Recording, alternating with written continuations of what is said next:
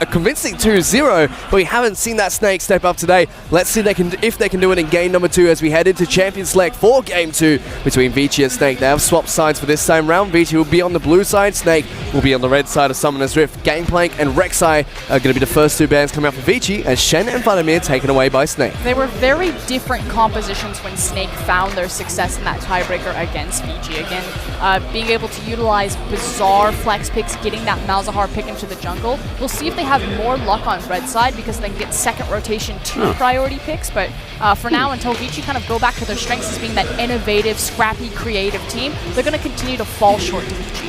So before we actually update on what the bans are, Lung's probably going to go for Nah here. It actually warrants now a ban from Snake to get rid of it, or could be interesting. No Karma banned either. They're really afraid of easing getting his hands on Lissandra. Again, that was a priority pick last game from Snake. Lissandra first, and now a ban on red side when Gnar is such a high priority. Yeah. So it's a Taliyah ban that came out from Vici in this match, which was something that slipped through the entire Champion Select last game, and it's actually going to be a Tahm Kench that gets locked in first here by Vici. A lot of value actually being placed on that Tahm Kench in drafts. We actually saw it, I think, in every single game yesterday as well. I feel like, obviously Endless can still go towards the Ashe, but I feel like Braum and Ashe just work better together as a pair in terms of their 2v2 strength. Not that Kench doesn't offer a lot of safety to his lane, but more kill pressure. I feel like this is almost a bit indicative of Kog'Maw, although with the Gragas being picked up by SOFM, it makes it very dangerous to pick up that little Void Puppy. I wonder if Tank will go towards the Twisted Fate as well, because I feel like being on blue side, they don't have the option of actually picking the Kog'Maw, unless they're going to be risky and early rotate it. Yep. We did see the last ban coming out from Snake being that Lissandra. They don't want EasyHoon to pick up that champion, and Gragas is the first pick coming out from SOFM. They lock in Karma as well. Karma was banned last game by Snake from blue side. Again, there's one of those famous flex picks. We don't necessarily know exactly where Karma will slate in. Both Jay-Z and Tank will play her. And they both have played her previously for Snake. We'll have to see which one of them picks it up here. Still waiting to see what Vici are going to pick up with their next 2 picks. They lock in the Malzahar for EasyHoon, which had a great performance for him last game. And they get the Ashe as well for Endless. Solid drafting, honestly, from Vici at the moment, with the priority on their solo lane in mid lane being the Malzahar. He may be into a Karma, but Karma doesn't win that lane. It's just a diffusal lane where they wave clear. So that's fine for Malzahar, and EasyHoon just wants to get those mid-game fights off. And again, if it's not broken, don't fix it. We have pretty much the exact same single-target lockdown composition that Vici had last time around. They will have to change, though, from the Gragas, and for what it's worth, Elise will still mesh with this comp quite well. Last game we saw Snake pick up Sivir as their AD carry of choice, something that was banned out in all 3 games last night against Uzi. EDG decided they did not want him to pick up that champion. Let's see what Crystal's going to be taking into Summoner's Rift this time around. He's hovering over the Jhin, something we haven't seen so far either yesterday or today. We did see it once yesterday, sorry. Yeah, but the issue is that Uzi doesn't really play Jhin to the best of his ability. Crystal, on the other hand, we don't have a great field of take for Crystal. Again, for the majority of Snake's split, it was actually Martin playing. Martin much more of kind of the Sivir Ashe utility player. Crystal was always the Tristana, Draven, hyper carry player, so Jhin definitely fits into that identity. So the Connect 4 bottom lane of Jhin and Braum gets locked in for Snake, leaving their, most likely their top lane pick last here for Flandre. I'm still waiting to see what the final 2 picks coming out for Vici are going to be heading into this game. Yeah, Flandre still missing his champion. I feel like the rest of Snake and what they've put together for themselves is quite strong at working around Crystal. What this actually does mean to me, though, is the best case scenario, they get that Aurelia again, or they get the Gnar in their team comp, so they have a second big threat. Dandy is the most played Graves in the LPL. Definitely a comfort pick for him. Again, before Vici were confident that Dandy didn't have to play a carry jungler. That was pretty much his go-to champion because he had to put the whole weight of the team on his shoulders. So it's not going to be the Elise that works with their single target damage, but you still have great kill threat. 100 to 0 threat pretty much every single lane because they're all bringing hard CC. And it is going to be the Graves that gets picked up here by Dandy. Echo is going to be picked up by Long again, and it's going to be the Gnar for Flandre. Took a little while to find the Gnar, but another champion that was banned in game number 1 will be seen in number 2. into the Echo, so knows his matchup, and they give the counter pick to Flandre specifically. Unfortunately, it's not an outright counter pick, but Nah will start to outscale. I like to think of Nah as kind of the Marth of League of Legends. It's really about keeping people at arm's length by utilizing your boomerang in the slow, getting those hyper procs off. But once someone gets underneath and on top of him, if he doesn't have that Mega Gnar available, he can be in quite a bit of trouble. Well, very similar team comp coming out from Vici. The only thing that has changed is the Gragas for the Graves that's picked up by Dandy. SOFM going to see what he can do on the Gragas in the jungle this time round. But lots of changes coming out for Snake in particular. Yeah, so losing game number 1, Snake hit the drawing board. They come back, and funnily enough, just being on the opposite side of the rift, it gives them a couple of options that were gone in the first game. There's still a good composition here from the side of Snake, and Vici still have the Ashe for engage. They still have the Malzahar to follow it up, so they don't necessarily need the Gragas to find that first go button, as long as Ashe connects with those arrows. It's interesting also that they're adjusting where their hard carry is. Again, in game number 1, they gave the priority matchup to SOFM. This time around, early rotating his jungle, giving Flandre and Crystal the power to find the matchups that they want and make sure that they can get rolling. And let's see if they can do just that, because we're about to head into the second match.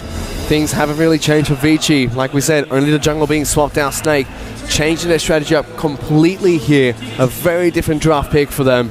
And looking to try and take it to Vici in game number 2. They had some signs of life in that first match, but it was a very dominant performance from Vici in game 1. In the end, eyes are still all on SOFM to see if maybe giving more power to Crystal and Flandre will help open up more space and lane control that he can start to invade or at least stay away from Dandy. Again, Dandy really shut him down last game. Well, let's see if he can do that against Dandy as we head on to Summoner's Rift for game number 2 between Vici and Snake. It's not do or die for Snake just yet, but they do need to start putting their best foot forward, and it starts with SOFM in this jungle position. Dandy schooled him in game number 1. He needs to come back. And we said this before, you know, out of the 4 regional qualifier teams, I know another Infernal Drake, out of the 4 regional qualifier teams in this tournament, 3 of them are from Group B. One of them, Snake, the representative of Group A, and frankly, that means that SOFM hasn't had a lot of exposure against the likes of Dandy. He only faced him once in cross-conference, and his superstar performance may have been a bit elevated because the only competing factor in his group was Clear Love. Let's see how he stands out here against Dandy today. Already, Dandy putting on a great show on the Gragas in game 1. See if we can replicate it on Graves in game number 2. Like we mentioned, Dandy's been picking up a lot of Graves games in the LPL so far. He is very confident on Graves. It was pretty much the exclusive pick for Vici in their jungle. They've certainly diversified their champion pools, their strategy, their playbooks. They're still kind of a slow and steady wins the race type of team, but a lot more responsibility given to their side lanes, particularly Long, who got that Echo again. One team that we do look towards for level 1 invades is going to be Snake, but nothing happening this time around. Instead, it's going to be the Gragas that starts on the red side of Summoner's Rift, going to be picking up the red buff for himself. Yeah, so both junglers now working from top to bottom, which means you could see them gank mid halfway through, or they could commit towards some kind of play. But same start means they'll be reasonably the same time when they make those plays. And now they're on the bottom side of Summoner's Rift, Endless and Caveman, slightly healthier than Crystal and Jay's to start things off. Already pushing the wave in towards Snake's side of the map. I feel like this is going to be a bit of a pain point for Snake. Jhin, obviously, if a trade lasts longer than 4 auto attacks, will likely do well, but Ashe should be able to have far more control of the creep wave than him. Get him shoved in and start chipping away at him. And already Endless and Caveman pushing in that bottom lane. Let's move towards the mid lane. easyhoon and Tank just trading back and forth. easyhoon's been the one that's been pushed in underneath his turret mostly so far. SOFM is on the bottom side of the map. He's picking up the Rift Scuttler right now, and again, Endless and Caveman, they're not super far extended, but that is why Caveman's standing in the river, is he's trying to watch for the jungler. And Power Q, not going to connect. Coming out from Tank there, does force the Ghost coming out from easyhoon. Yeah, but a great dodge is enough to keep him within this lane, so he can hang around, use his last potion at a massive disadvantage in mid. You can see SOFM's immediate movements are through that middle lane from scuttle to scuttle, trying to play with his strengths. Gives the opportunity for Dandy, though. Thanks, Dandy. This is something very common from SOFM. He likes to run jungle pass where you can get control over both scuttlers. Dandy now looking mid. Yeah, good job coming out from Dandy to take that one down for Tank himself. should know. Tank is pushed out very far forward here. But you can see him posturing on the bottom side of the lane because SOFM did have that run-in with Dandy over the Scuttle Crab. So again, like Rusty said, Tank very much knows that Dandy's hanging around. And it's just buying time for easyhoon to pick up some free CS and alleviate a lot of that Karma poke under tower. Meanwhile, bottom side of the map, Crystal and Jay-Z now pushing back in towards Endless and Caveman. Very even between these two teams for now. Yeah, of course, Jin gets more dangerous with that first recall when you have the base armor penetration. Nobody in bottom lane goes for any kind of armor early. And so as you get your first buys in, if you can time it around 1100 opposed to 1300, you actually scale quite strong. Deficio likes to talk about this a lot.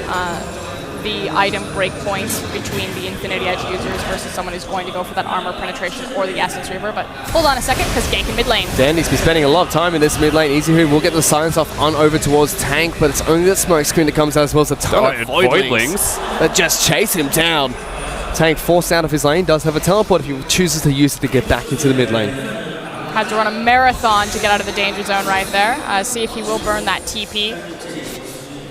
He should use his TP just to get back to lane. It's not a big deal this early in. easyhoon wants that cannon minion. We'll get it. Voidling's helping take that down. He doesn't have a teleport of his own, so has to be a little bit careful. It's Tank looking to get as much damage down as he can on towards it, but he's tanking a lot of damage in return. And now he doesn't have his TP. Yeah, so the thing is, Tank getting a trade before trying to force easyhoon back to base means that easyhoon will come back with full health, full mana, and an item spike, and Tank will still be there missing that health. That's not smart. So obviously burning the TP isn't as punishing as it would be in the last game when he had the Lissandra, because pretty much the TP's only purpose coming into a Malzahar is just to make sure that he can keep up with the farm demands of that lane. But again, just kind of a big mistake from Tank. Did have a potion, hasn't burned it yet, so see if he regens enough to keep him healthy in this lane. Is now looking top side. Danny looking to try and get the jump on towards Flandre, who's about to turn Mega. Yeah, it's just not as easy to get a gank off as Graves, opposed to being the Gragas you're seeing on your screen. Well, not in that Echo lane for sure. Definitely more reliant on Endless and easyhoon to set himself up for success. Bottom side of that has been a bit of a back and forth between Endless and Crystal. It is Endless that has been farming up slightly more, but nothing too drastic at the moment. He's in fact freezing the lane now, but it's going to be the Gragas that makes his way towards the top side of the map. He's been in control of that lane for the majority of this. You can see that there's slight CS difference between these two AD carries, about 10 CS now to Endless's favor. So constantly pulling that wave, holding it in front of his tower, and trying to make Crystal and Jay-Z overextend or eat a volley. So many wards. Danny's just been spotted this entire way. Will still be able to take down the Raptor camp for himself. Yeah, no smite for SLFM, so that'll go down. Red buff actually about to be available, and Dandy still has 2 smites, so he'll still have it up. So move back into the mid lane. See, easyhoon has come back with full health and mana. Tank still missing a slight amount there. So it is the Malzahar that pushes in. And look at the way Malzahar's now moving, straight towards the red buff, knowing that SOFM will want it, but at least want to contest for it. And Dandy has the numbers advantage for at least this second. And he does get spotted out. That's where then goes in, takes the red buff for himself, and now it's Tank there as well. easyhoon using the ultimate on towards the Gragas. Ultimate comes out from Gragas, but the Voidlings are chasing him down. Will SOFM survive? Has to flash away. And Flandre is still chasing on to the remaining members of Vici. But the big difference in that team fight is the fact that Dandy is still only level 5. By securing the red buff, it did get SOFM level 6, which means he has enough health to survive that, as well as has the ultimate available. If Dandy had the, collateral damage, would have been an easy first blood. Yeah, so they were both level 5. That was actually a big smite battle that had a lot on the line. So SOFM winning that one saves his skin, albeit barely. Snake also secure their own red buffs. There's still a very even game between the two teams. Endless has been able to go back to base, picked up his first item, gets the BF sword for himself. Gives Crystal some time to go back to base and get his first pickup. Funnily enough, the red buff that Dandy just secured gives him 6. That was literally the difference in experience and the difference between first blood. But for now, still a tense situation. Should be, I feel like, still tempo advantage for Vici, though. They're being the more proactive team. Again, it's Dandy that's finding SOFM, that's contesting on him on his buffs. Normally, SOFM likes to be the aggressor there, you know, constantly invading his enemy and opponent, but this time around, he's pretty much been relegated to his own side of the jungle. Zizian's going to be able to pick up blue buff for himself. Dandy donates that one over to the Malzahar.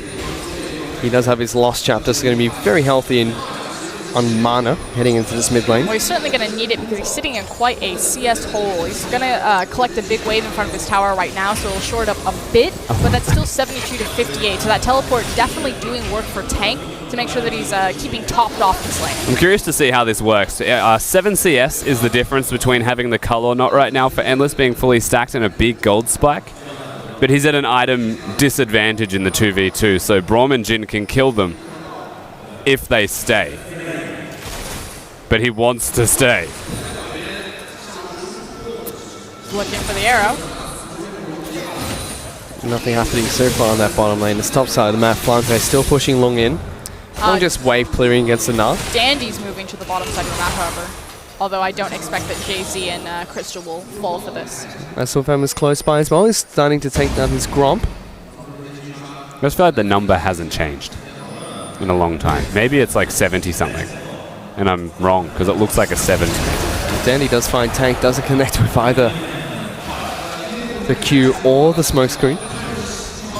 But everyone has vision of both junglers, so immediately all of the laners, except for top, pulling back, playing defensively. There's a ghost being used by EasyHoon there. And Dandy trying to get the jump on towards Tank. Gotta go fast. It is a low cooldown summoner spell, so between Ghost and Flash, it's the one that you can afford to burn.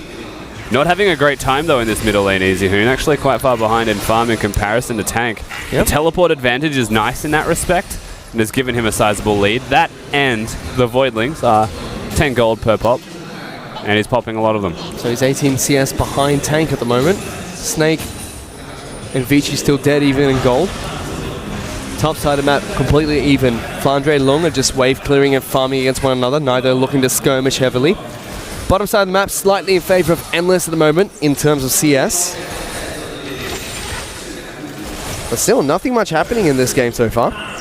Both teams just opting to farm wherever they can. There is movement, particularly in the mid lane. EasyHoon stepping forward, placing down deep vision to try to catch SOFM. I feel like at some point Dandy's going to have to either look with this Ashe or with this Malzahar, set themselves up with a hard CC and look for the first guard. Yeah, you'd expect level 6 is where they do it, but he's just...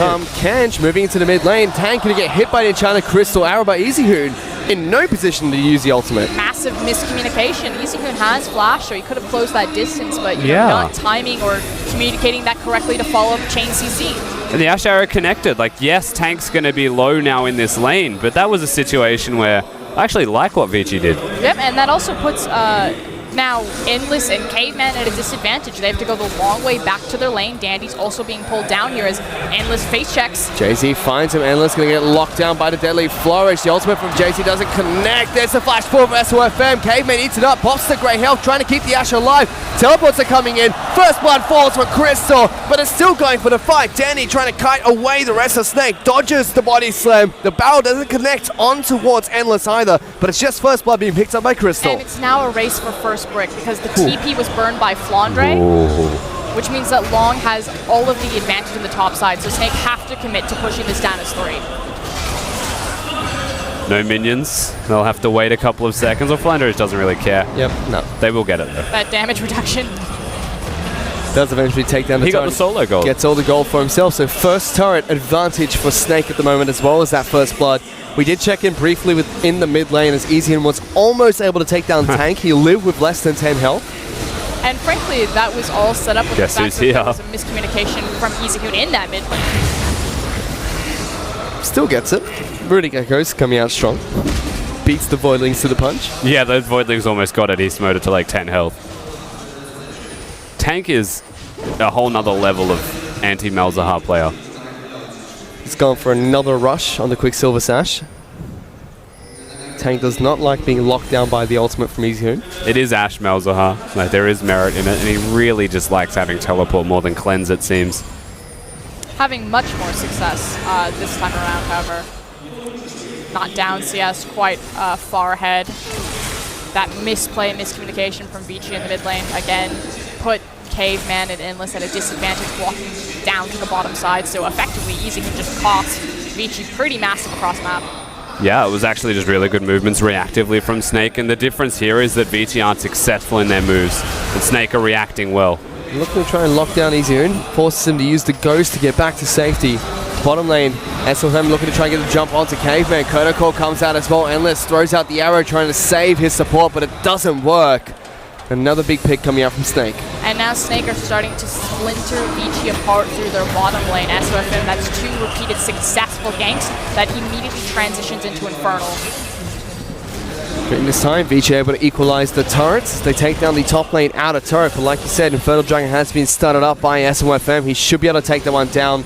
Danny doesn't look to contest for that one, and Infernal Dragon picked up by Snake. And once again, the Dragon RNG actually favoring the team being proactive, moving forward and making these big plays. Snake get a pick onto Caveman, but a turret was traded in response, and thankfully for them, the Drake has worked. They're trying to set up a trap right now, but the pink ward that they actually know is there, because Dandy was contesting it earlier when trying to invade that red buff, diffuses any sort of counter cheeky play that Vici were trying to set up, catching Snake rotating their bot lane to the top side. Instead, Easy just going to be able to pick up the farm that's crashing on towards his turret. Feels like the team with the Gragas is winning the games at the moment, because the jungler that can gank seems to be far more successful. And we said that, but we had an Elise in game number 1, and she also just got run over. Gragas just too much good stuff. Got a great gank, great tower siege, farms very quickly, stays very healthy. Gragas has been able to pick up the Runic Echoes across from him on the other side of the rift. Is Dandy, who has the Warriors enchantment picked up. Iceborne Gauntlet again being picked up by Lung, opting not to go for the Trinity Force. The flip side of that, we still see the components being picked up by Flandre, looking for the Frozen Mallet. That's probably his first item. More important that Long is very tanky in this game, just because Vici's lineup does not have a true tank outside of him. I mean, you have Tom Kinchin as Grey Health, but you're effectively trying to use pseudo-tank abilities, and Malzahar's passive shield and the Grey Health from Tom Kench, as well as the Chrono Break build from Long. And for those who don't know, that is Easy Hoon on top, comparing to the league average as the stat below him. Damage per minute, gold per minute. The other ones. Gold efficiency, that's it. The higher those percentages, the better, as we now have a skirmish bot.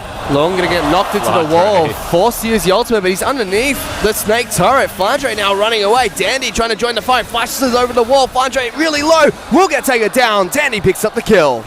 Mechanical display from both top laners, actually really impressive from Flandre. Animation cancelling his Nara ulti, but Lung has the answer, uses the ult of his own, and Dandy's there. That's the real difference between those two. What a great matchup so far between top laners. But across the map, it's Vici that still will have some sort of answer, as Vici's bottom lane, Snake will have some sort of answer, as Vici's bottom lane is still slow to the rotation, so still a win for Snake. However, Vici might be able to get 2 turrets for 1 as Long working on this bottom lane outer turret. Dandy and Easy here getting this mid lane turret incredibly low. They have a teleport coming into mid lane to stop this. Dandy not going to be able to quick draw away from the tether, but as for Fem, he's going to get locked down. Going to jump on top of Dandy and get that first kill. Turrets do get traded as Long going deep into the back lines on top of Tank. Easy flashes forward as well, gets the double silence now. Tank's going to fall. Flandre's about to transform. Oh, Long is really close to pick up the kill, but SOFM's one that shuts him down. Now Jay-Z moving on forward. Caveman gets out of the range of Crystal, gets locked down by the enchanted Crystal Arrow from Endless. That was a very messy team fight. Yeah, all over the shop from both of these teams. A couple of really strong individual performances there. Easy Hoon tries his hardest to turn it around, and this is all off the back of Dandy being out of position. They find themselves very close to getting multiple kills there from Lung, but SOFM point and blank ults him to secure the kill for himself. Likewise, Long having so much aggression and confidence to flash forward and continue looking for that chase. And you can see the damage dealt to Champions graph on the bottom of your screen. The numbers feel slightly off, but they make a lot of sense as to who did them. We saw Izhum was the top damage dealer in that last game on his Malzahar. Long picked up an MVP performance on Echo. Both of them got the same champions here again. Yeah, he's doing actually quite well. Still Long in this top lane. But still, big thing after that team fight. It was a 2-for-1 in favor of Snake, but Vici do get the 2-for-1 turret trade. Mid lane outer turret taken down. Bottom lane outer turret taken down, only losing their top lane outer turret. It was just unfortunate that the flanking play didn't work out for them, because that could have been a good one to punch. Now Dandy catches JZ. JZ in a lot of trouble, has to put up the shield, takes half his health and damage. Will be able to retreat to the safety of his jungle. Just incredibly manly from Dandy, because he knows where SOFM is. And it's just the Braum trying to place vision. Even without having wards of their own, Dandy knows what he can do. Starting to brute force their way in here, as the dragon will be spawning in about 1 minute. They already have control of the Scuttle Crab. The Long is here. Vici might be looking for a fight. He does get locked down. He's on top of Tank, already incredibly low. Jump on top of him. Has to use the ultimate early. JZ, incredibly low. Caveman has to save him, but gets knocked back into the team. He's now the target of choice. Uses the great health to keep himself alive, but Crystal pops him like a balloon with the final crit shot. Ginolti Opens up with the curtain call to slow everyone down. Gonna connect with all the shots, but nobody from the side of Snake can follow up. But Vici will have to retreat from the team fight. Does mean the Drake will be looked at the very least. Unfortunately, not up for close enough. Means they have to go towards the siege. And SOFM always on the flank. They want Endless, and he's by himself almost. Easy Hoon looking to try and defend the AD carry. Takes a lot of damage from the Runic Echoes. Crystal even pops the Youmuu's Ghostblade and tries to ride it forward, but they will be able to take down the mid lane outer turret and type the turrets 3-3 and pick up a 2,000 gold advantage for Snake. A much stronger performance in game 2 from Snake, particularly on the back of their superstar jungler in SOFM. 2-0-3 right now. Looks like a man reinvented on this Gragas pickup. Dinar as well, also doing a lot of work for Flandre, and Jin. That's the real difference to me. Crystal has shown up a lot more in this second game. It's got a lot of protection. Again, we said that in draft phase, they early rotated SOFM's champion, prioritizing the Gragas, kind of does everything as opposed to giving him the counter pick. And then they left counter matchup for Flandre and Crystal, and it looks to be working out for them. Now Snake move their way on over towards the Dragon Pit. SOFM looking to take this down for his team. There's Cloud Dragon that spawned second here on Summoner's Rift. We're really not seeing anything crazy from Vici at the moment. Their synergy and the communication doesn't feel like it's as there as it was in game number 1. And that could be a factor of Dandy just not being on an engaged champion. As the Cloud Dragon falls, it reveals the Infernal Dragon's the next dragon to spawn on Summoner's Rift. More fire. There's about 1,000 gold lead for Snake at the moment, so nothing too drastic, but still a much needed improvement from game number 1. The big thing about Snake right now is they're in really good item break points, particularly for their Gen. They're also a great sieging composition, so obviously Gen step back, open up his curtain call, threaten you off the tower with his ultimate. Karma approaching towers, not only is she great at augmenting lackluster AD carry's wave clear by her own, but she's also great at poking underneath the tower, and then of course having that Gragas to stand, flank to the side. And there's an arrow landing on towards Tank, immediately uses the Quicksilver Sash to get himself out of harm's way. Even though it's Merc Threads picked up on this Karma, so does not like taking damage at all. But Snake needs to be much more proactive about setting up their triangle vision on whatever side of the map they want to exploit and start sieging up, especially with big cooldowns like the Ash Arrow down. Yeah, unfortunately the QSS also being down means the tank can die to Easy Hoon as things progress. But Endless has now learned his lesson, and it was a good time to learn the lesson. There's no point actually using your arrow on tank when he has a QSS. Well, big item power spike for Easy Hoon as he picks up the Rylai's Crystal Scepter to go with the Morel and Nomicon. Endless this game doesn't rush a QSS, instead gets his Infinity Edge as well as the Runan's Hurricane as fast as he possibly can. That's actually a massive item spike for Easy Hoon, simply because you draw parallels to tank. And he has a amplifying tome with a QSS on top of the one item. It means he's effectively a full Rylai's ahead in combat stats. And again, that short window where Snake could make plays because they had the breakpoint advantage on Gen has now been completely erased. So Vici back in a very strong suit, but they don't typically do well when they have even footing in a 5v5. Again, Vici really rely on a massive gold deficit and their advantage to beat their opponents in team fights. So there's a flash forward from Flandre looking to lock down Dandy. Curtain call coming out. Dandy has to try and dodge them out, but Flandre going to be able to pick up that last auto attack to get to pick onto Vici jungler. Yeah, really well done from Flandre, once again showing off his mechanics as Easy Hoon's moving pretty angrily forwards. They have to learn their lesson here. The Baron actually a big thing that Snake are looking towards. They're actually about to kick this one off now. They do just that. Easy Hoon used his Ghost earlier, looking to try and get a pick to start off or try and find a team fight for Vici. No. Vici do know this is happening, but they're moving a little bit slow towards the pit. It's down to about half its health. Arrow comes out, lands onto JC. Long going into the back lines, forces the QSS coming out from Tank. Brom has to use the ultimate to separate the rest of Vici. Snake incredibly low. Have to get the extra shield coming out from Karma to back away from the fight, but Vici successfully stopped the Baron. And it's not that Vici are slow to the Baron, it's that they know without their jungler, the only play that we have available here is to contest them in a fight for the Baron. So let's take our time. We've got the Hawk Shot, we have the vision, mosey up to the Baron, let that act as our 5th member down, and just force Snake off of it. So great conservative play from Vici. Rule of thumb, use the Baron as a source of damage and a resistance reducer of the enemy team. They have to respect it. And they went in with enough time that the Baron wasn't going to be smote away anyway. It's so early in this game, only 24 minutes, that there wasn't the possibility that they were just going to burn it down, especially on that composition. Karma, Jhin, Gragas. They don't necessarily have the fastest Baron take. It's no Malzahar, Ashe, Graves. They also had no Gnar ulti, I don't think, up until after the fight. And although Snake have been looking incredibly, a lot stronger, you could say, in this game, in Game 2, they're still only about 1,500 gold in the lead. But it's just funny that when Snake looked much stronger, the gold graph is still very erratic, spiky one way or the other. It's still a very close and intense game, only about 2K difference between these two teams, whereas when Vici have the lead, again, they're so punishing when they have that lead. It just continues to snowball and build on itself. Snake, a much more erratic team. We spoke towards item breakpoints, the Infinity Edge for Ashe. Not going the Essence Reaver build, so the arrow's not as important. I actually quite like that, given that there is an early QSS being amassed by the opposition here. You'll be doing a lot of auto attack based damage, and that's actually really important here. Here comes a rotation from Snake, using that Karma to try to get themselves into position. No teleport. Again, they're a great sieging composition. They're looking to take down the top lane inner turret. No Lung either on the top side of the map. Doesn't have teleport to get here quickly. Means that Snake can take this down effectively and quickly as well.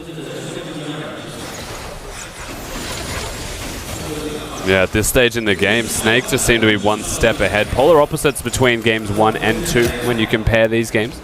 And their performances comes down to what their junglers are getting done. Dandy not getting as much done as SOFM.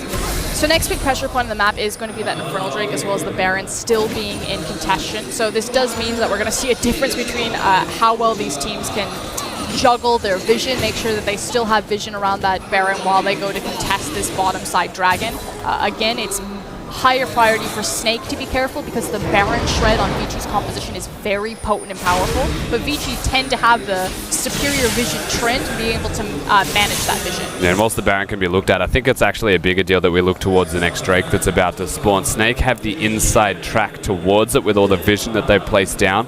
They have control of the area. What they actually just need now is the team to group up around them. They're even utilizing Tank as an option to teleport. And it's 15 seconds till that Infernal Dragon comes up and online. Snake already positioning around that pit. They do have Karma split pushing on the top side of the map. Tank does have a teleport available if they need him to get down towards the bottom side of the map. Long matching that split push. Trying to do what he can to make sure Tank is occupied. Naturally a luxury that Vici do not have on their composition because Malzahar is so reliant on Ghost and Flash to be useful. There's an early teleport coming from Tank to get down to the pit. Long going to try and match that. Dragon has been started by Snake, but JC's going to get caught out by the arrow from Endless, taking quite a bit of damage. Both teams want to fight.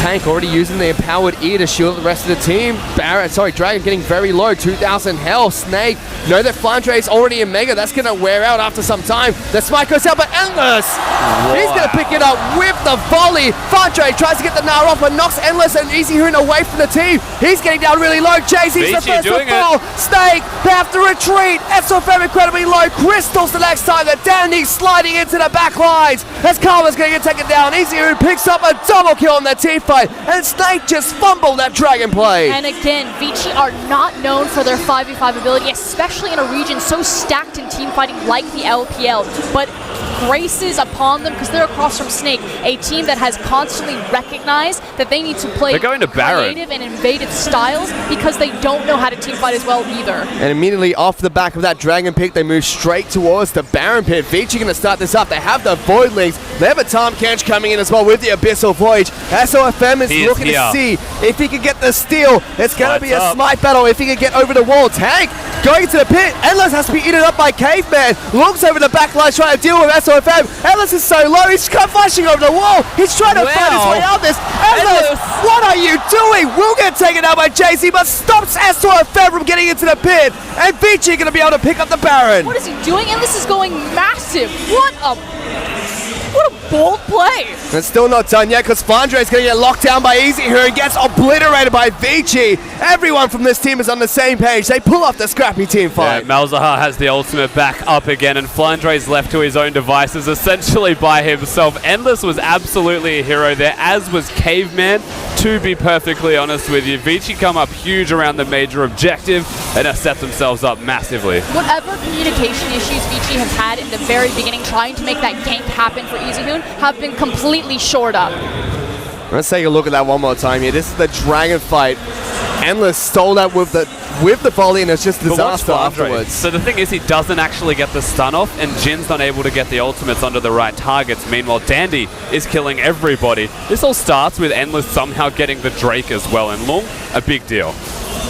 Target selection not on Snake's favor, as well as the fact that they split a lot of their damage in important cooldowns. A lot of the duration of that Mega Gnar expended on the Infernal Drake. So again, the communication looked rough for Vici at the early part of this game, but it has definitely made a massive turnaround, and Snake are falling apart. And this game has been completely turned into Vici's game now. So they're 3,000 gold up. They got that Baron. They took the second Cloud Dragon away from Snake as well.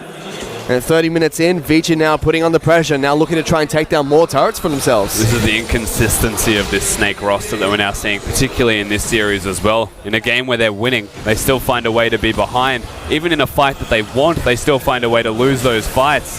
It's just not coming together for them. So they have Long split pushing on the bottom side of the map, looking to take down the bottom lane inner turret. Has the Baron buff, so will be able to empower his minion wave. Takes that down for his team. The rest of Vici on the top side of the map know that Long's teleport is coming back up in a few seconds, so they just have to wait it out, make sure they can get him there if they look for a fight. And Vici have been on the back foot for pretty much 99% of this game. Now with the advantage, the chokehold begins. I don't think you wanted that. Where are you going? Endless! Caveman just brings him to his death. What are you doing? As now Snake look for a team fight. EasyHoon has to try and ghost his way out of this one. My goodness, that was a mistake if I've ever seen one. I see that Caveman signed up for Motto's delivery service from yesterday. I've seen this happen once in solo queue, where you go into the Nexus fountain as Tom Kench and you wait to see if somebody gets into your stomach. Turns out, Caveman's doing that to Endless. You know, I will say that he was zoning. As a trust fall exercise, Endless was ready to follow his support off that cliff. He was zoning. There was no hesitation. He's like, I'm in. Let's go. Where are we going? Oh, God. I think they still thought they were gods after that last Baron fight. No, he was legitimately trying to use his ultimate to scare them and zone them away. He didn't want someone to jump in his stomach. That makes him go there. Endless. That's a hiccup for Vici. They lose 2 members in that fight. Still have the gold lead. They still have a little bit of time left on Baron. They do get the inner turret in the bottom lane. As I believe they got what they came for the top side of the map. They took down the top lane inner turret. And that's the most important thing, is that it doesn't necessarily translate into any sort of Snake immediate objective advantage, but they lose a lot of their momentum, and they lose the Baron buff on 2 members, a key member being that Ashe pickup. So slight hiccup, pumping the brakes, hit a speed bump, but we're fine. But another big objective will be coming back up. The 4th dragon of the game, just another Cloud Dragon that's going to be spawning shortly. I feel like Vici just have to get this one for aesthetics. That's what it's about. In my analytical opinion. Aesthetics. Let's see if they do pick up that Cloud Dragon. Snake already sitting on 2 and Infernal on the Cloud of their own. And they're still 3,000 gold behind Vici after the big Dragon fight and the big Baron fight that came out from Vici. Naturally, this dragon pit is more of an arena. It's not really about the cloud dragon, although the aesthetics would look nice. It's really just about the fact that these teams really want to fight each other at every chance and opportunity. Well, Snake have set up around the dragon pit. Vici approaching the river. JZ trying to hold his ground. Snake concede, actually. Make sure that Vici can't move in. Yeah. Right. Snake do leave the river and leave the dragon pit. 10 seconds till that comes back on a line, and Powered E comes out from Karma. Trying to speed up the rest of the team as The Vertical teleports are in. coming out. Easy trying to dodge them. 2 shots already missing. Cancels the ultimate. They lock down JZ as the first target. Endless getting good damage on towards the support. He puts up the shield as well as the face of the mountain, but suddenly Crystal's been able to take down Dandy. Gets a massive shield to keep himself alive. Easy's ghosting to the back lines, trying to charge on forward. Long trying to do what he can. The Malefic Visions takes down Tank as they trade 1-for-1. One of the coolest things about targeting out the support is not only does he one of the few members that doesn't have a QSS that can escape the Malzahar ultimate, but he's one of the few members that they can 100-0. Now, he didn't get the opportunity to do it that last time, but as Braum is jumping away with Malefic Visions on him, he's like bleeding health, and it's just going to allow that E to pop around the rest of Snake's backline. Well, This is aggressive. Even though it's a 1-for-1, Vici take down the mid lane inner turret. SOFM goes in with the flash. Flandre trying to jump in, doesn't have Mega Gnar. Long, incredibly low, forced to use the ultimate. Endless takes down JZ. He's been cutting like a monster in this game. Yeah, Endless is going nuts. SOFM unfortunately doesn't have the keg. If he had his ultimate, he could have knocked them all into the turret. As once again, that was mechanical mistake. But You need to flash before using the W it there. happens to the best of us. Endless not having the best mechanical time, but he's kiting like an absolute monster at the very least. His positioning is immaculate. Vici moves straight back down towards the Dragon Pit, look to take down the Cloud Dragon for themselves. See, that is something that can be said about Endless. You know, it was before this scenario where he was the type of AD carry that even if you gave him all of the gold, all of the tools, all of the resources, he still wouldn't always execute on his job, although he does manage to tag Flounder with the arrow, should be okay. But this time around, you know, he's not that hard carry. He's had his hero moments, but Vici are giving him tools, giving him resources, and he is executing on it. His damage dealt is still fantastic, and EasyHoon may be the recipient of the kills. I think that is a better end result for Vici as a team. Yep. But so far, so good in this series, at least, from the AD carry of Vici. And he's picked up his Infinity Edge, Runan's Hurricane, as well as the Mercurial Scimitar, looking for his next Zeal item. He's big. He's a very big Ash. And he's shown that he can go hero mode when he wants to. He's done that a few times now. To aesthetically pleasing across the scoreboard. It's 10-10. Drakes are the same. We just need 2 more turrets. You know, I'm actually really just disappointed that Snake lost game 1. They're using Tom Cash to get into backlines here. Snake might actually be pinned, and as Long gets a big power lock convergence, knocking down 3 people to start the fight off. Smoke Stream's going to separate Crystal from the fight as Vici still charging on forward. JZ gets locked down and obliterated by Dandy, but Snake trying to fight back. Flandre's about to go Mega, still waiting to transform. The Kurtagol comes out from Tank. Look at the snipe off. Long doesn't get it. They've already lost their support. Vici still have to run away from this fight. But excellent management of cooldowns from Vici to see that the Mega Gnar was coming in, grab the pick, and then immediately disengage without losing anything but Baron positioning. They do need to be a bit careful here, which is why Long's hanging around this river to deter a Baron. It's got to be careful. Parallel convergence almost lands. SON gets tagged by the arrow coming out from Ash. Long kites away from the tethers coming out from Tank. Doesn't get the slow with the Time Winder. Was looking for the pick but doesn't find it. Now Vici actually have the inside track and a lot of control of this area. SOFM having to respect, and they kick off the Baron. They're going to start this one off. It's taking a lot of damage. So Voidling's putting in so much work for Vici to start things off. SOFM incredibly healthy as Easier locks down Crystal. Gets in the half health. Gets a big shield as well. Easier taking a lot of damage, but he's still alive. SOFM's the next target. They've peeled off Baron. Flandre's in the back lines, almost targeting Mega, looking for that big choke point as he charges on forward. He's got the red rage bar, but the rest of Vici understand he's about to go Mega and back off. But now the balance completely shifts. So Snake have control of the area. They can place their wards down and they can set themselves up. Vici have to go back to base, and Dandy has to stand aggressively forward to even see if they're in the area. What an unusual series of events. Very tense situation as everyone's trying to stagger their backs appropriately, make sure that no one's caught off guard by a Baron rush. As we take stock of things, it's still Vici to have that gold lead, but it hasn't grown massively at all. Still about 3,000 to 4,000 gold up. 2 dragons to both these teams. The Baron buff is up and available. We've already seen how fast Vici can attempt to take it down. If they execute and pull the trigger, it would be even faster than that. But Snake are not out yet, looking a lot stronger in this second game. Question is if it's going to be enough, because it's still Vici to have firm control of the match. It is still a Jin that scales. That's the thing we have to consider, but their damage and their composition is a little bit lacking. SOFM still trying to be aggressive. Needs to work with Flandre. Gets sped up by the Karma, and that is going to be a teleport coming to the back lines. Arrow connects onto JZ. Will lock him down. Long gets the power lock conversion to lock it down even more, but he's taking so much damage from the Jin.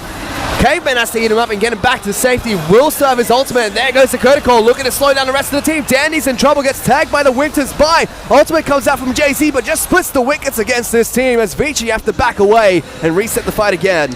Way too overzealous for Long.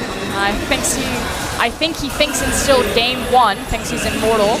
Fortunately for him, he doesn't fall down. He's able to use his ultimate to quickly get back in position. Yeah, thankfully for Vici, they can start it again, and that's one of the big benefits that the Echo will provide. Still has a Guardian Angel, and Tom Kenches don't get any stomach. Yep, cancels that one, decides not to go in. Endless doesn't go in for that one as Long. Going to take a bit of damage again from SOFM and Crystal. They've started off the Baron again. Vici really want to pressure this objective. The Voidling's putting in some work, getting it down to half itself, forcing Snake to respond. Flandre taking a lot of damage from Malzahar as well to kick off this fight. This is typically where blue side really shines. Again, from red side to contest these repeated Baron attempts, they have to walk through choke points. Except that Lung is top without teleport, so they're giving Snake a free objective here. Snake just pushed for the first turret that they can take down, the first inner turret they can take, to take down the mid lane inner turret. So Snake have been reacting really well despite being fairly far behind in gold. We're approaching 40 minutes in the game where gold starts to get a little bit more relevant. It's more so that Vici haven't been tending to their waves very well. Now Long did manage to push this one into Flandre, but it's been this repeated race towards the Baron pit to lay down vision, to play defense and make sure someone doesn't sneak it or attempt to start it, that they neglected their big mid lane waves, giving Snake that opportunity. They're big fans of the Baron right now, Vici. And by that I mean starting it off at every opportunity, but the Scuttle Crab will stop them from doing that for at least the moment.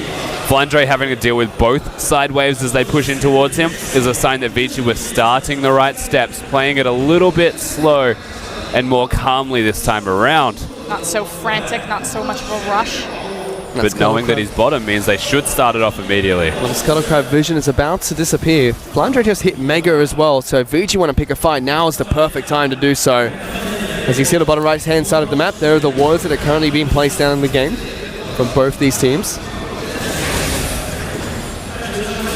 Still a lot of wards coming out from Snake around the side of the Baron and close towards the blue buff side of Vici's map, so they do know where they move around it, but not when they're on the Baron itself. There's also another big pressure point available, and is in that Elder Drake as we continue this Baron dance, so there's another window of opportunity open for either team.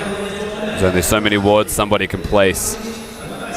Snake have stopped the bleeding and actually trying to even up this gold deficit as an arrow comes out, whiffs and doesn't connect onto anyone on the side of Snake. Long being even aggressive, even more aggressive, I should say, trying to dash into the back lines. Aggressive. With that big cooldown down, they're relegated to just a cheeky play like this.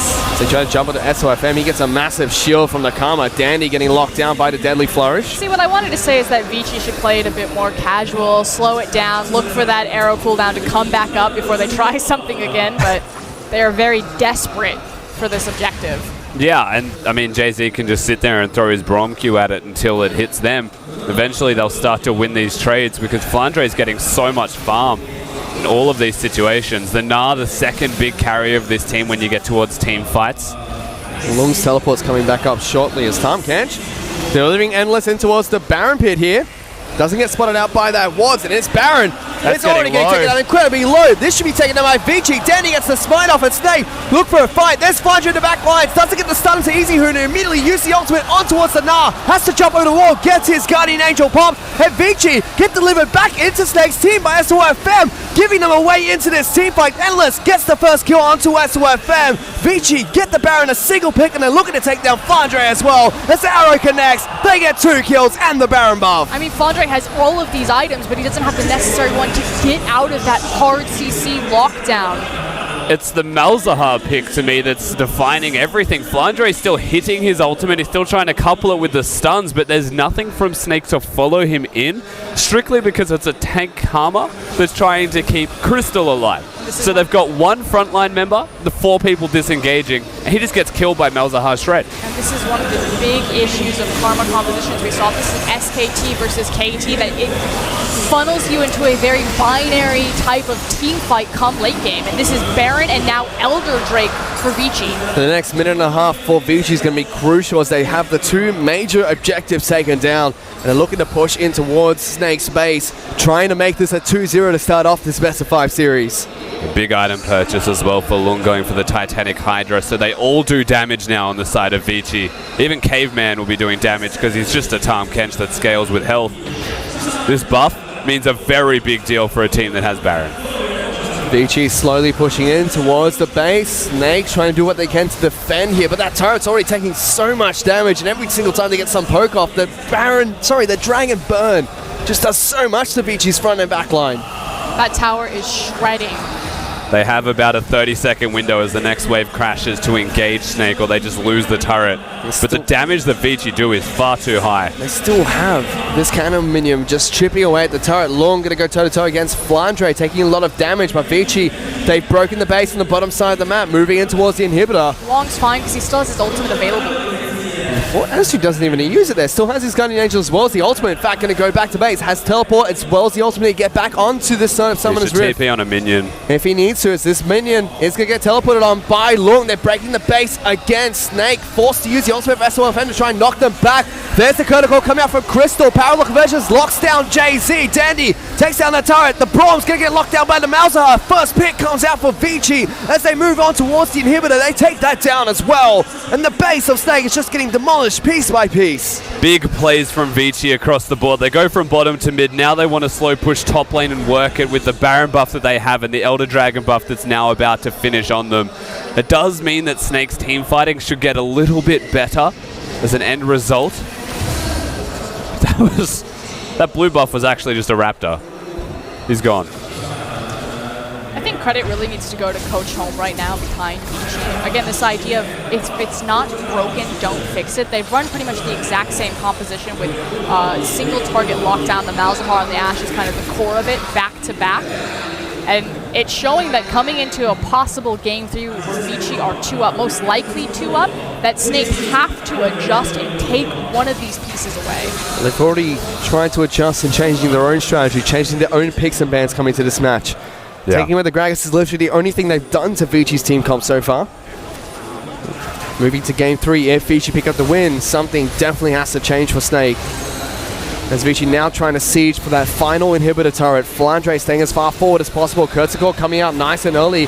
Gets a couple of shots onto Easy Hoon, but just gets eaten up by Caveman and gets pulled back to safety. 250 damage is how much the crit just did from Crystal, which is nothing. When you're looking at Lung and how tanky he is at the moment, they should be able to siege this one up.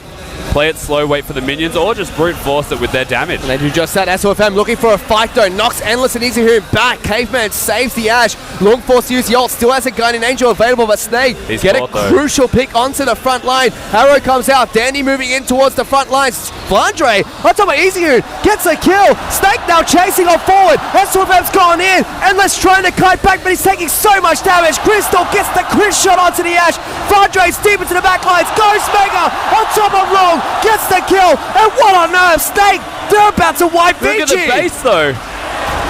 3 kills coming out for Crystal, as Flandre has to teleport back here with a sliver of health, but still, somehow Snake pull off the miracle team fight. I think Long was MVP for Snake in that last team fight. When you throw away such a strong advantage and such a strong tanky champion and a needless dive, I mean, he wasted the Echo ultimate as well as the GA, and his team got nothing for it. It was one wave off game over for Vici there. They were about to win it, and they just got too hypey. They got overexcited. They thought the game was over, but it evidently was not, as Snake end up finding a team fight. And here's the thing, the replay actually starts when Long has already come out of his GA. Again, the ultimate has been burned, the GA is now down, and now he's just running for his life. He can't assist his team at all in providing any sort of CC or any sort of damage. And there's no follow-up. Vici couldn't do anything to Snake during that entire duration, so Flandre, as the tank line for Snake, just rocks into the back line and destroys everyone. And now we're at 80,000 gold for both these teams. Only 5,000 gold separating the two, which means everyone's going to have 6 items. These team fights are going to be dead even in terms of the purchases that they have. It's now all down to execution. Snake are missing more base against Vici as they've lost 2 inhibitors. So we'll have to see how if they can try to call this one out against Vici. With 1 minute remaining until the Baron spawns, the 3rd Baron, I believe, of the game, and 2 inhibitors down, it's going to be really difficult for Snake to still find their way into this one. They have 2 windows to win here. A, they get a steal, which I think is pretty much their only option unless they can get their waves pushing and try to set themselves up for that sliver of like 30 seconds where they can be outside of their base before the super waves crash in. Or B, they give away the Baron and they just try to hold on long enough to where they win a single team fight and death timers allow them to beat Vici down the map. It's gone all the way to 49 minutes here. Vici, they've got into this late game. Now we have to see how they execute this. As that Baron is coming back up in 20 seconds. Vici do have the positioning. Scuttlecrab was taken down by Snake, so they do have some invulnerable vision for some time. Caveman tries to clear out as many of the remaining wards as possible. Snake go down mid. Make a beeline towards the mid lane, trying to force Vici to react. And this is actually a really clever decision because the inhibitor's about to spawn in that middle lane, so there's only cannon minions, not super minions. They force Vici to respond, which means they go straight to the Baron. And Snake pull the trigger. They want to take down the big purple one as fast as they possibly can. Getting a lot of damage on towards us at half health. But suddenly Vici, they've rocked up, they've shut up, they're looking for a fight. Danny's in the front lines. Flandre turns Mega. Snake, they get the Baron, but Vici are pulling the trigger on this fight. Flandre's in Mega, trying to use as much of it as he has. SLF gets locked down, taking a lot of damage, but Danny's taking down Crystal. That's the AD carry gone. Endless is moving towards the back lines as Flandre's going to get taken down to GA. Tom Ketch is going on top of SLF, forces the ultimate from the Gragas as Endless picks up a double kill, and Vici move towards Snake's base. This should be the game for Vici. They have enough time with only 2 members remaining of Snake. Only 1 Nexus turret stands, so at least 2 inhibitors will go down. And another big clutch team fight out of Vici. Dandy put in so much work. And it seemed like Snake had the upper hand, had the strategy in mind of how they wanted to execute the late game, but it's Vici that fight their way through Snake. They're going to take down the last Nexus turret. They're on to the Nexus, and they take this match to match point as they take down Snake in game number 2. And it was on the back of phenomenal 5v5. Not just like clean 5v5, but very scrappy, split-second decision-making team fighting, which is not what Vici were known for. We talked about how both of these teams were teams in development, and it was time to lay their cards on the table and say, training time's over, it's time to get to work. We saw the capabilities of what Snake can do throughout that game. There was glimpses of it, glimmers of hope, but it was not enough at the end of the day because Vici just met them on the battlefield and said go. Crystal right now on your screen, you can see the disappointment and frustration there. That was still so very close for Snake in a couple of those opportunities as we now look at the highlights. And the first few highlights we're going to see are just Snake coming out strong in this early game. Lots of picks on towards the bottom lane. Endless and Caveman kept getting singular. S1 had some great ultimates to separate not only the Tom Kench, but also the person he was carrying in those fights. And slowly it turned into a Vici highlight reel as they tried to fight their way back into the game. A big issue is Snake's composition. Again, it was lacking a lot of damage. It was really only Crystal and Flandre. Flandre did itemize more damage-oriented on that Gnar, but when you have a Karma in that mid lane against so many damage threats for Vici, they're able to exploit a lot of these really chaotic and scrappy team fights. Yeah, very well controlled from Snake early, but Vici bring it back, as you said. They find these opportunities that honestly should not have been there for them. And they make it work so well, incredibly well considering. It's just highlight after highlight. Snake trying to get as many picks as they possibly can. They took down Dandy here, but this was the big moment. Endless steals the Dragon away, and Vici just win a massive team fight off the back of it. And another issue is the fact that Snake, you know, they're effectively starting a team fight with Mega Gnar over halfway done, as well as so much chip damage because they were fighting the Infernal Drake. So just bad target selection. They shouldn't have tried to pull the trigger on that. I think as far as that is concerned, though, when the Mega Gnar is there, even if it's barely, it's still a pretty big deal. As this is actually a big endless highlight where he had no health for over 10 seconds in a situation where he should have died so much sooner. And Lung, could not believe it. Scumbag Lung chases down SWFM, can't block the Winter Spike for him. But still, big play coming out from Endless, not only in this game, not only in that highlight, but also throughout this series so far, and performing really well for Vici. Yeah, definitely has been. I think individually Vici have been performing above and beyond what we expected from them. They're a good individual team. Look, we don't speak about this. This didn't happen. Oops. One big mistake. It definitely was a catalyst for Snake getting their foot back into the game, but this is the true test moment. The fact that Flandre goes to the back line and Easy just locks him down and shreds him alive, allowing Vici to turn this team fight. I think Malzahar should be considered MVP from this game. They may not give it to him, but very deserving of it because of the way that he played it out. This is the big pit team fight coming out from Snake. They picked off the Echo, SOFM knocked them all back into the team. Crystal flashed forward for the crit shot. And you can see how much damage Crystal has done again. He did it in game 1 as Siva when they lost, picked up top damage. He's done it again in game number 2 on Jin, picking up top damage even when Snake lose. But look at the difference in those compositions. Again, it's just Jin doing all that damage. And yeah, EasyHood's doing a phenomenal amount of damage himself, but he's also joined by Dandy as well as Endless on 2 other carry champions. Yeah, Dandy doing 38,000 damage, more than all of the other team except for that Jin. And was not far away from him, to be perfectly honest with you. The last team fight that we saw from Vici was him essentially one-hitting him with a crit. And it is going to be easier, and it picks up the MVP performance this time round. Top damage for his team in game number 1 and top damage again in game number 2 on that Malzahar. Using the pick very effectively, despite the fact that Malzahar has been nerfed a couple of times heading into 6.15. Again, compliments to Coach Ohm. I think he's done a great job assembling great drafts for Vici. If it's not broken, don't fix it. They've run the exact same draft pretty much back-to-back with the Malzahar, the Ashe. One of those champions needs to be taken away. I'd like to see Malzahar hit the ban bench. I agree. I think it should be the Malzahar taken away. The difference to me between both of these teams was that Flandre would go in, Lung would go in, but one has a Malzahar that can kill the Gnar, in this case, on Flandre. That was really the difference between the two, and that's what separated the team fight victories that Vici consistently got as the game went later. And what's so funny is the fact that Vici are able to exploit and use the Malzahar so effectively against Snake, when Malzahar is a really strong pick for Snake as well. Again, their big 2-0 victory over Vici that settled this tiebreaker that gave Snake side selection was SOFM picking up that Malzahar and going off from the jungle position. And then one of the few teams that uses Malzahar as a flex pick. We've seen it in the top lane a few times. Snake are a little bit interesting. They like to put it into the jungle, but we haven't seen them utilize that at all. And Snake, they did change their draft up coming into this game, but Vici just get the same comp over again. And it's not even just the Malzahar pick that confuses Flex, it's also the Graves pick, which is also really big for Dandy. We've actually seen Flandre pick that up and use it on the top side. So these teams have big overlapping champion pools. They can be more creative and push this farther. But with that, Vici able to pick up game number 2. It's now match point for them. We're going to go into a very quick break, but we can see if Vici can close out this series once we come back.